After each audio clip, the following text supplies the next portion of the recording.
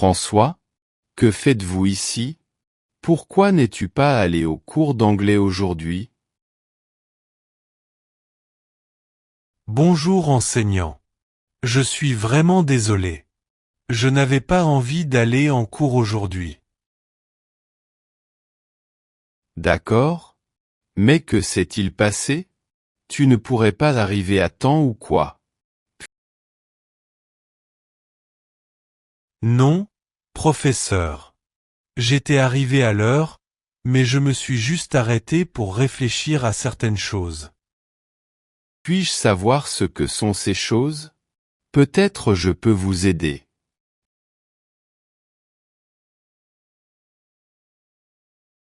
Je ne pense pas que vous puissiez m'aider. Je veux dire, tu es un excellent professeur, mais c'est quelque chose.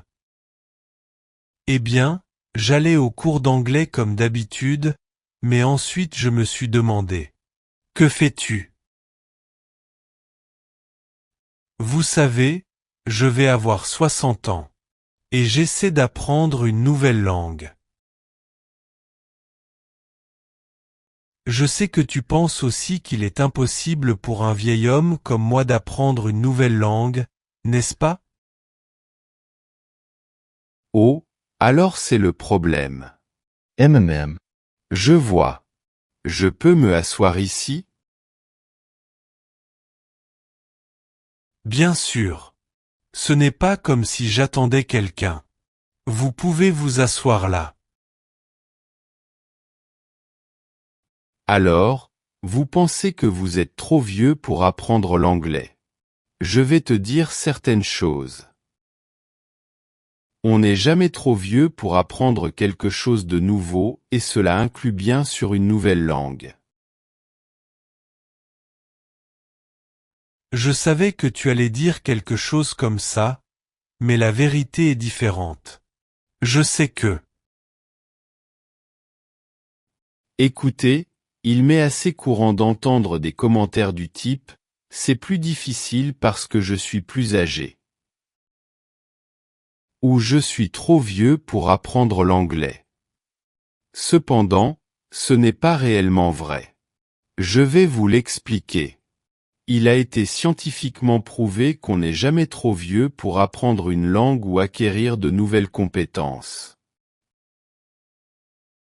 Votre corps n'a peut-être pas la même agilité ou flexibilité, pour faire du sport par exemple.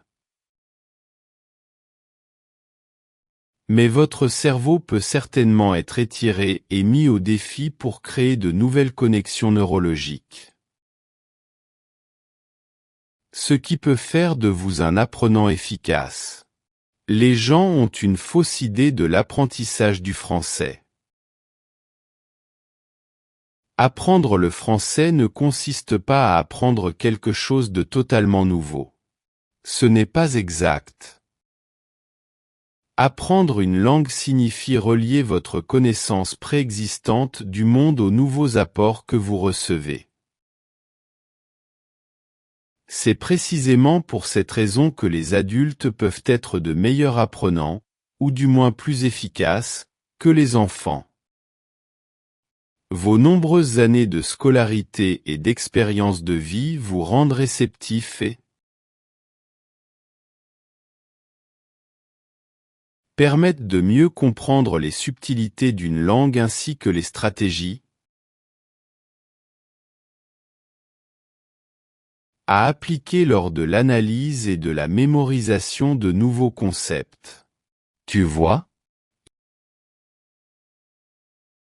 Alors, pourquoi les élèves plus âgés pensent-ils que l'âge est si crucial pour leur capacité à apprendre le français?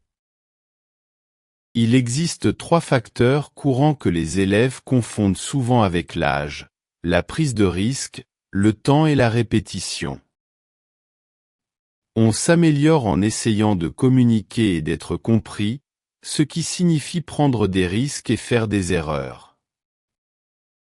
Les apprenants adultes sont généralement moins heureux de faire cela que les étudiants plus jeunes. Il est donc facile de penser que l'âge est un obstacle au processus d'apprentissage et de s'en servir comme d'une raison pour justifier le fait de ne pas prendre de risques. En règle générale, les adultes sous-estiment également le temps qu'il faut aux enfants pour apprendre. On imagine les jeunes comme des éponges qui absorbent tout très vite.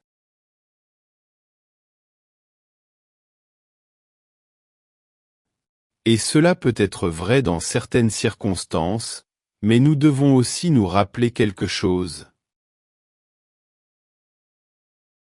Combien d'années d'école il faut aux enfants pour, par exemple, apprendre leur table de multiplication en mathématiques?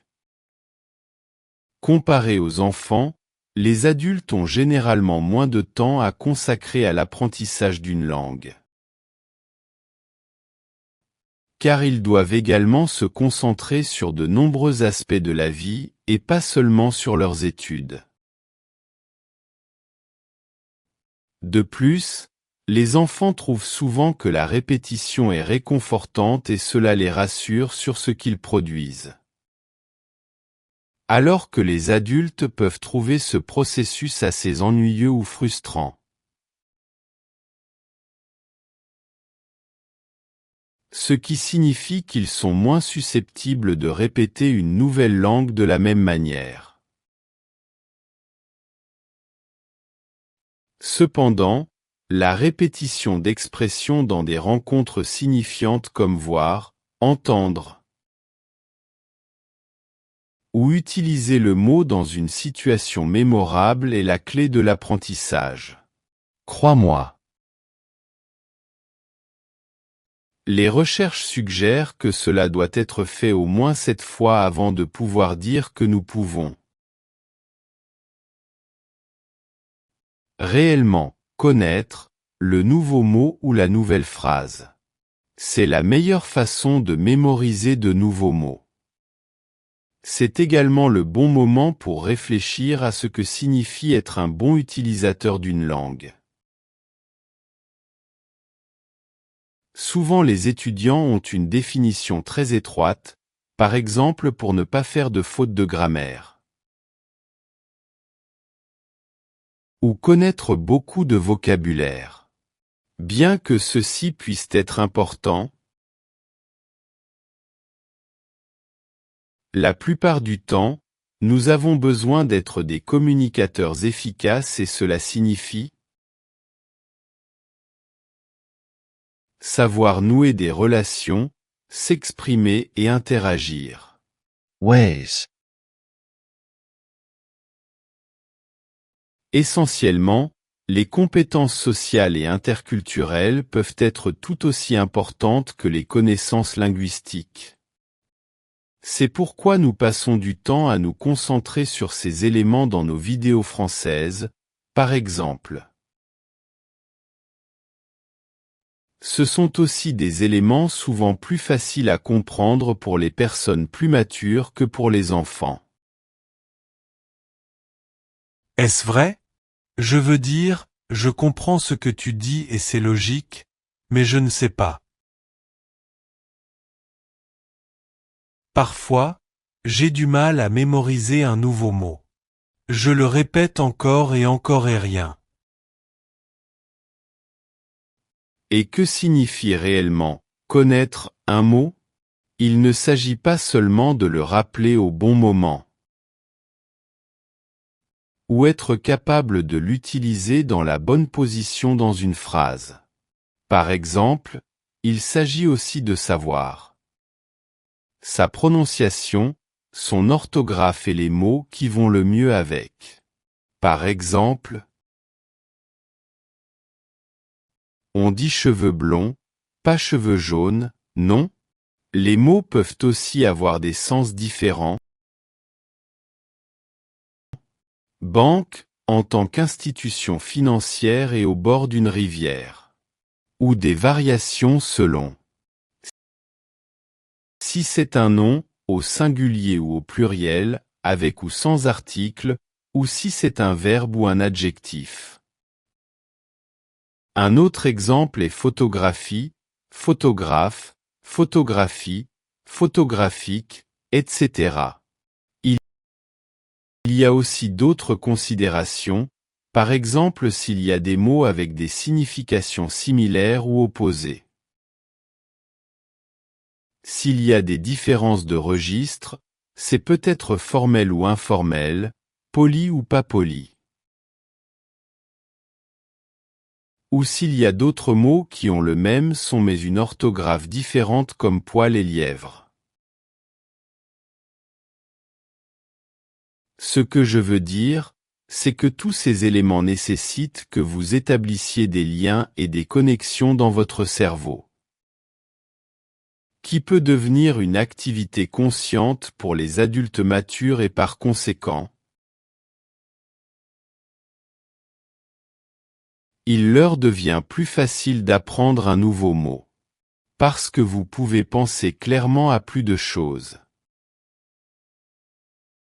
Vous pouvez interagir avec plus de personnes, vous avez plus de choses à relier à ce nouveau mot. Apprendre le français à l'âge adulte présente de nombreux avantages. Ça c'est sûr. Ce mythe selon lequel les enfants apprennent le français plus vite ou mieux que les adultes n'est pas vrai. J'espère que vous pourrez comprendre ce que j'ai dit. Il n'y a pas d'âge pour apprendre quelque chose de nouveau. Je pense que vous avez raison, professeur. En plus, j'ai eu la meilleure note au dernier examen, donc, Exactement.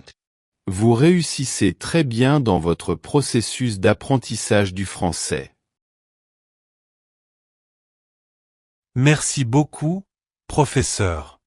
Je me sens beaucoup mieux maintenant et je suis désolé de ne pas aller à tes cours. C'est bon. Ne t'inquiète pas. Tout ce que je veux, c'est que vous appreniez et amélioriez votre français.